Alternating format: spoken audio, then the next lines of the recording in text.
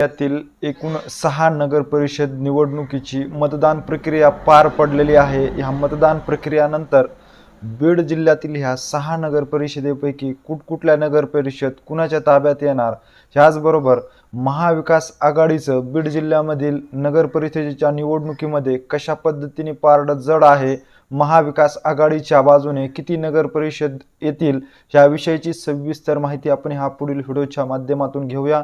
तर नमस्कार मंडळी, सर्वात प्रथमची नगर परिषद पाहिली तर बीड नगर परिषदेमध्ये असं चित्र वाटत होते की अजित पवार विरुद्ध शरद पवार गट अशी लढत होईल, परंतु ह्या बीड नगर परिषदेमध्ये अंतिम टप्प्यामध्ये भाजपने एंट्री केल्यामुळे सर्वांचंच राजकीय गणित बिघडल्याचं आपल्याला बीड नगर परिषदेमध्ये झालेल्या मतदान प्रक्रियेनंतर आता स्पष्ट चित्र पाहण्यास मिळत आहे। सध्या जर पाहिलं तर खरी लढत जी आहे ती शरद पवार गट आणि भाजपमध्ये झाली असल्याचं बोललं जात आहे। यामध्ये अगदी काटेकी टक्कर पद्धतीने डॉक्टर योगेश क्षीरसागर तसेच शरद पवार गटाचे नेते असलेले तसेच आमदार असलेले संदीप क्षीरसागर यांच्यामध्ये टक्कर झाली असल्याचं बोललं जात आहे।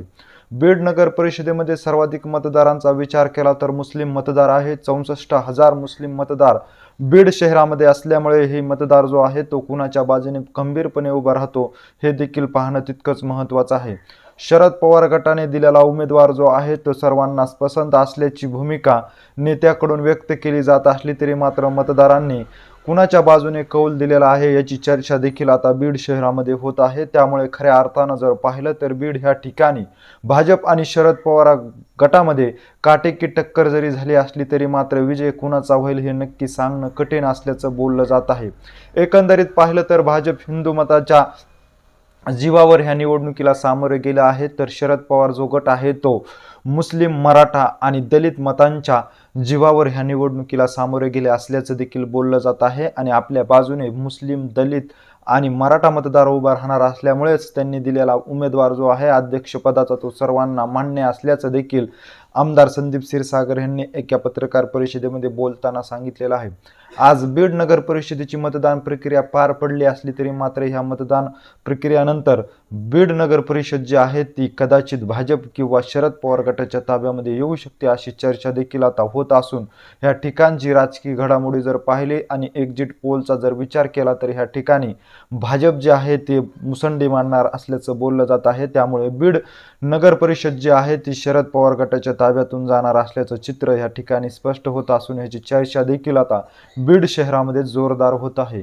त्यानंतरची महानगरपालिका जर पाहिली तर अंबाजोगाई महानगरपालिका ह्या ठिकाणी जर पाहिलं तर खासदार शरद पवार गटाचे खासदार असलेले बजरंग सोनवणे यांचं देखील वर्चस्व असलं तरी मात्र ह्या ठिकाणी खऱ्या अर्थाने जर पाहिलं तर ही लढत जी आहे ती अजित पवार आणि शरद पवार गट हे दोन्ही गट एकत्र येऊन भाजपच्या विरोधामध्ये लढला असल्याचं बोललं जात आहे। परंतु ह्या ठिकाणी धनंजय मुंडे, पंकजा मुंडे यांनी भाजपचा उमेदवार विजय व्हावा यासाठी सर्वच काही फिल्डिंग लावली असल्याचं बोललं जात आहे। गेल्या अनेक वर्षापासून जर पाहिलं तर अंबाजोगाई नगर परिषद जी आहे ती पापा मोदी यांच्या ताब्यामध्ये असल्याचं बोललं जात आहे। पापा मोदी यांनी अंबाजोगाई शहरामध्ये विकास जरी कामे केली असली तरी मात्र त्यांच्या विरोधात नाराजीचा सूर उमटत असल्यामुळे त्यांना शेवटी शरद पवार गट, अजित पवार गटाच्या नेत्यांना एकत्र घेऊन ह्या निवडणुकीला सामोरे जावं लागले असल्याचं चित्र आपल्याला पाहण्यास मिळालेलं आहे। त्याचबरोबर मुंदाडा फॅमिलीने देखील ह्या ठिकाणी चांगला जोर लावल्यामुळे ह्या ठिकाणी देखील काटेकी टक्कर होत असली तरी मात्र अंबाजोगाई नगर परिषद जी आहे ते अजित पवार गट आणि शरद पवार गट यांच्या ताब्यामध्ये येणार असल्याचं चित्र झालेल्या मतदान प्रक्रियेनंतर स्पष्ट झालेलं आहे। त्यामुळे बीड जिल्ह्यातील अंबाजोगाई नगर परिषद जी आहे ती अजित पवार गट आणि शरद पवार गटांच्या ताब्यामध्ये येणार असल्याची चर्चा जोरदार होत आहे। त्यानंतरची तिसरी महानगरपालिका पाहिली तर धारूर महानगरपालिका आहे। धारूर या ठिकाणी जर खऱ्या अर्थानं पाहिलं तर ही लढत जी आहे ती शरद पवार गट आणि अजित पवार गटामध्ये होईल असं होत असताना ह्या ठिकाणी देखील मंत्री पंकजा मुंडे यांनी टाकलेला डाव अगदी यशस्वीरित्या होत असल्याचं चित्र धारूर नगर परिषदेच्या झालेल्या मतदान प्रक्रियेनंतर स्पष्ट होत आहे। या ठिकाणी महादेव निर्मळ यांनी भाजपमध्ये प्रवेश केल्याने महादेव निर्मळ यांना स्थानिकच्या ठिकाणी मानणारा खूप मोठा वर्ग आहे, त्यामुळे कदाचित भाजप देखील ह्या ठिकाणी मुसंडी मारणार आहे। तर दुसरीकडे पाहिलं तर अजित पवार गटाकडे कणखर नेतृत्व धारूर ह्या ठिकाणी नसल्यामुळे ह्याचा देखील सर्वाधिक फटका जो आहे तो महाविकास आघाडीला बसणार असल्याचं बोललं जात आहे। कारण महाविकास आघाडी खऱ्या अर्थाने धारूर या ठिकाणी एकत्र येऊन निवडणुकीला सामोरे गेली नसल्याचं बोललं जात आहे। गटातील अंतर्गत गटबाजीमुळे ह्याचा सर्वाधिक जो फायदा आहे तो भाजपला होणार आहे।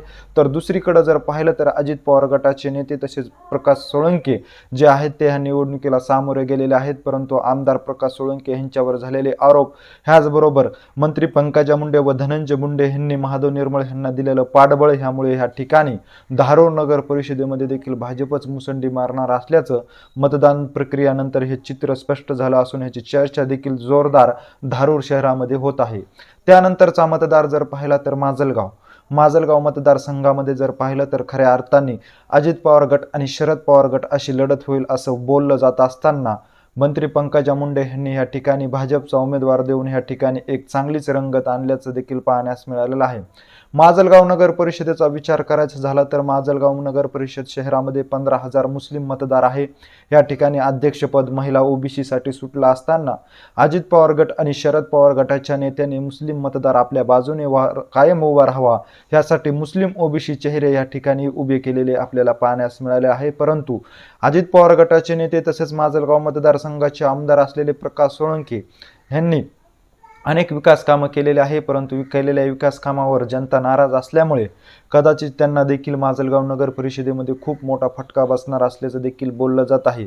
याचबरोबर अजित पवार गटाचे स्टार प्रचारक म्हणून धनंजय मुंडे यांना माजलगाव नगर परिषदेच्या अध्यक्षपदाच्या उमेदवारासह सदस्य पदाच्या उमेदवारासाठी जाहीर सभेसाठी येऊ देऊ नका अशी मागणी देखील थेट प्रकाश सोळंके यांनी अजित पवारांकडे केल्यामुळे ह्या ठिकाणी देखील आता पंकजा मुंडे आणि धनंजय मुंडे यांनी भाजपच्याच उमेदवाराला सहकार्य केलं असल्याची चर्चा जोरदार माजलगाव शहरामध्ये होत आहे।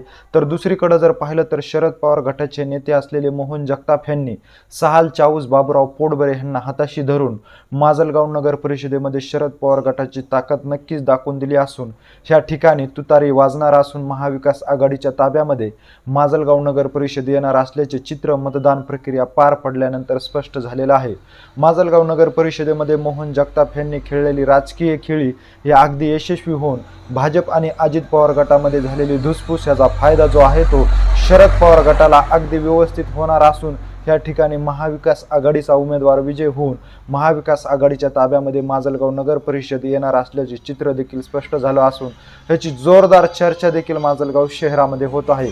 तर दुसरीकडे पाहिलं तर गेवराई महानगरपालिकेमध्ये जर पाहिलं तर शरद पवार गट आणि महाविकास आघाडी यांच्यातले नेते कुठेतरी रेसमध्ये नसल्याचंच पाहण्यास मिळालेलं आहे। या ठिकाणी महाविकास आघाडीचा चेहरा व शरद पवार गटाच्या नेत्याचा चेहरा कोण आहे हेच मतदारांना माहीत नसल्यामुळे कदाचित गेवराई नगर परिषदेमध्ये खरी लढत जर पाहिली तर अजित पवार गट आणि भाजपमध्ये झाली असल्याचं आपल्याला पाहण्यास मिळत आहे। पवार विरुद्ध पंडित अशी लढत जी आहे ती गेवराई महानगरपालिकेमध्ये झाल्यामुळे महाविकास आघाडीला ह्या ठिकाणी देखील जोरदार फटका बसणार असून या ठिकाणची नगर परिषद पाहिली तर भाजपच्या ताब्यामध्ये जाणार आहे। त्याचबरोबर महाविकास आघाडीतील उद्धव ठाकरे गट असेल, शरद पवार गटाचे काही नेते असतील, ह्यांनी ह्या निवडणुकीला ताकदीने सामोरे न गेल्यामुळे गेवराई नगर परिषदेमध्ये शरद पवार गट आणि महाविकास आघाडीला साधे खाते देखील उघडता येणार नसल्याचं झालेल्या मतदान प्रक्रियानंतर आता चित्र स्पष्ट होत आहे। त्यामुळे बीड जिल्ह्यामधील एकूण 6 नगर परिषदेपैकी महाविकास आघाडी आणि शरद पवार गटाचा जर विचार केला तर केवळ आणि केवळ 2 नगर परिषद ज्या आहेत त्या शरद पवार गटाच्या ताब्यामध्ये येणार असल्याचं बोललं जात आहे। एकंदरीत ह्या सर्व घडामोडीविषयी नेमकं तुम्हाला काय वाटतंय हे आम्हाला आमच्या कमेंट बॉक्समध्ये नक्की कळवा। अशीच माहिती जर तुम्हाला वेळोवेळी जाणून घ्यायची असेल आणि तुम्ही अजूनही आमच्या चॅनलला जर सबस्क्राईब केलं नसेल तर नक्की सबस्क्राईब करा। धन्यवाद।